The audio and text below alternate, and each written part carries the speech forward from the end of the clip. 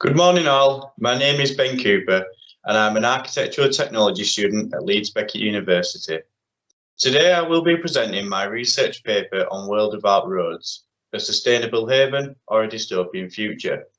Now, don't get your hopes up, there isn't a mention of flying cars. We're not at that point just yet, but who knows what the future will bring.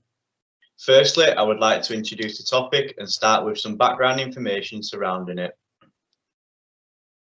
With the modern world developing at an ever-increasing rate, it can be considered that new means of a more sustainable and efficient transport is required to take us that next step further.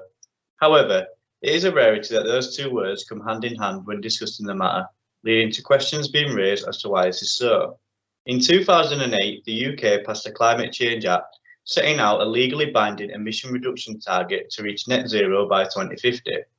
Accounting for 1/5 of the UK's total carbon emissions, the transport industry is somewhat feeling the heat when excessive use of highways is involved, with major cities around the globe gradually reducing their number of roads and city centres and opting for a more sustainable public transport method. This pressure was made clear when the head of the Royal Town Planning Institute, Ian Tant, had called on the government to help local planners in their carbon zero efforts. He stated that without planners or adequate planning systems and policies, there is no realistic way to progress to carbon zero. As a result of these factors, this study examines the potential eradication of roads from the UK's major cities in a bid to significantly reduce carbon emissions. In doing this, it aims to distinguish the importance of roads for society and what effects the removal of them will have on the public. The objectives to achieve this aim are to research the alternatives to roads and their effectiveness, also finding out the public and industry professionals' opinion on the matter to establish a clear outcome.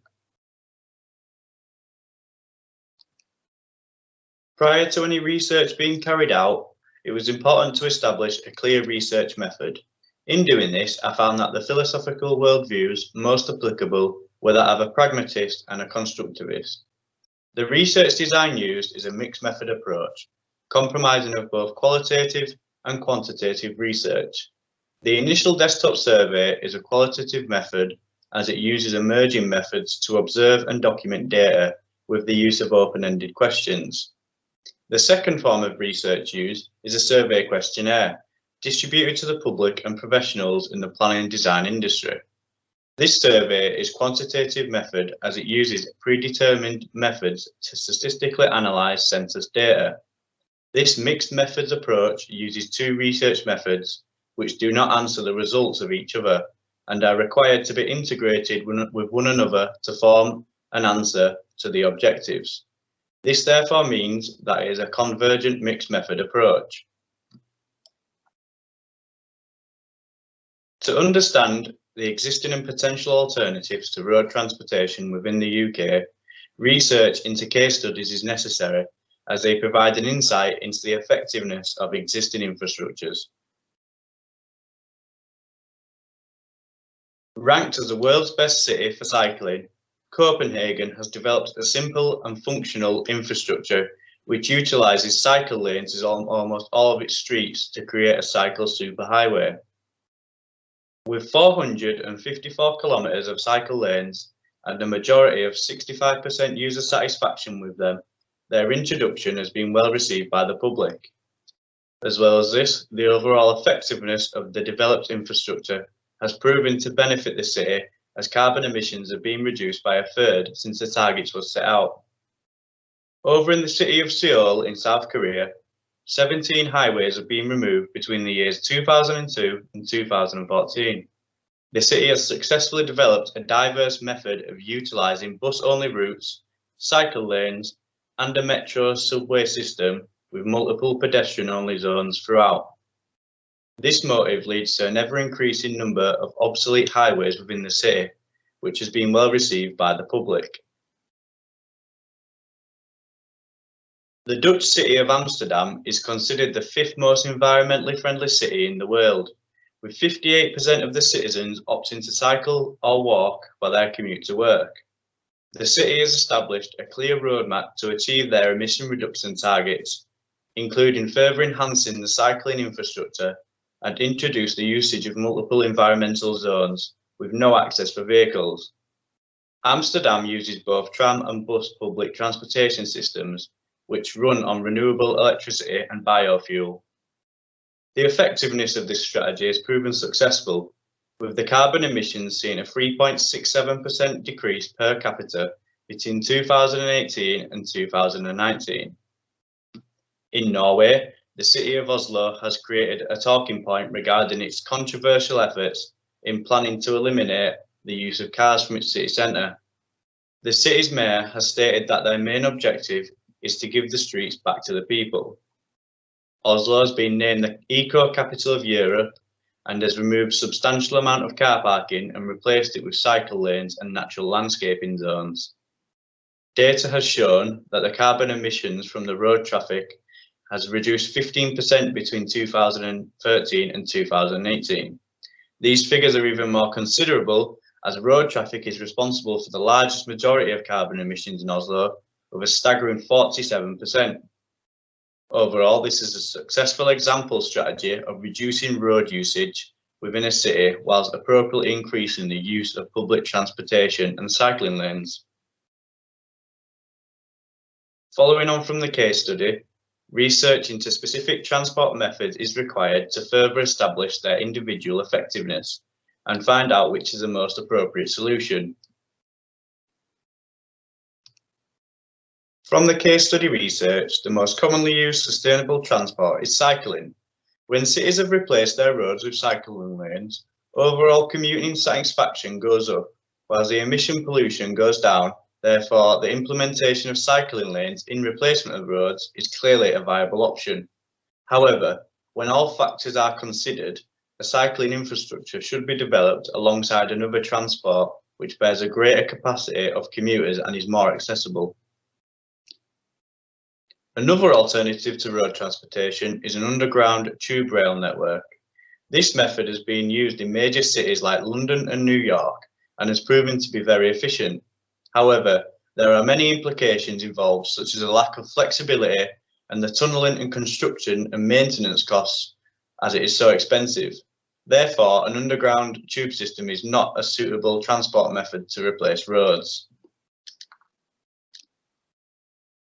By using renewable energy, an electrical tram system is a viable option, as it has proven to be efficient when utilised in major cities around the world.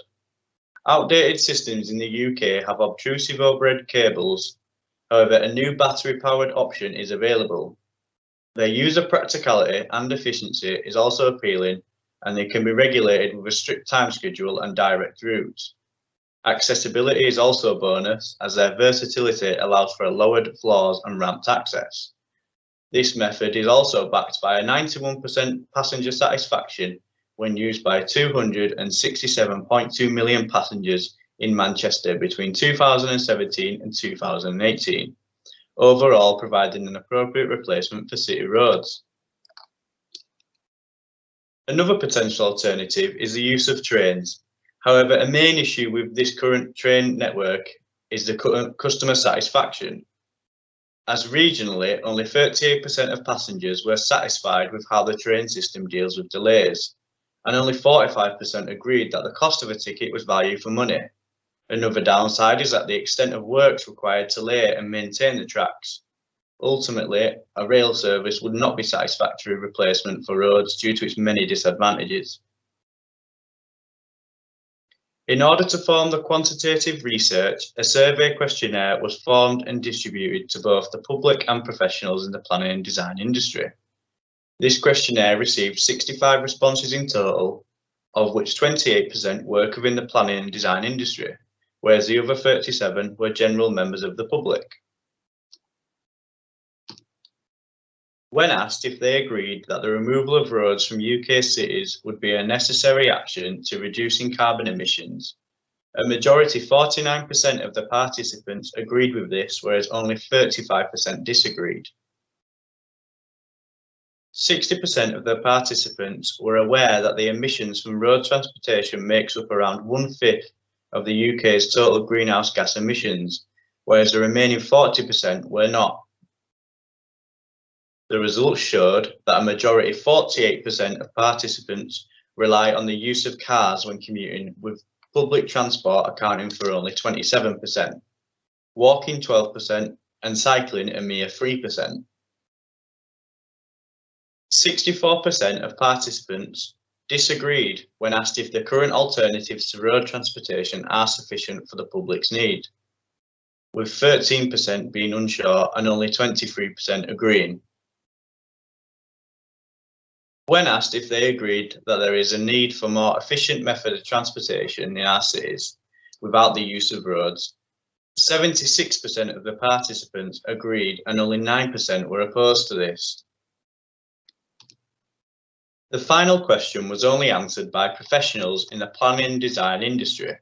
When asked if the road usage in their work was influenced by client demand, a majority, 59%, stated yes, with 25% saying no, and the remaining 16% stated that it was a 50-50 decision. What can be established from these findings is that the current public transport options are limiting people's flexibility and creating a dependency on the roads. It also shows a lack of confidence from both the public and businesses in current road alternatives. To overcome this, a public transport infrastructure must be developed in which the public is confident in.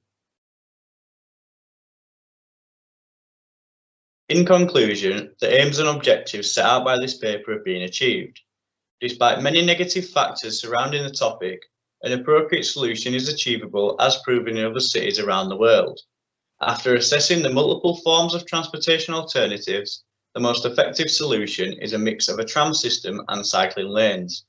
The benefits of these options outweigh the alternatives due to their distinguished user satisfaction, practicality, and cost effectiveness. The questionnaire survey has shown that the public agree with the notion to take a step in reducing road usage, and that there is a need to improve the public transportation systems. The removal of roads would currently have a negative effect on the public if an efficient alternative was not developed. However, the research findings give confidence that a sustainable haven can be achieved through a diverse transport infrastructure of both electrical tram systems and extensive cycling routes. In doing this, the looming fear of developing into a dystopian future can be avoided.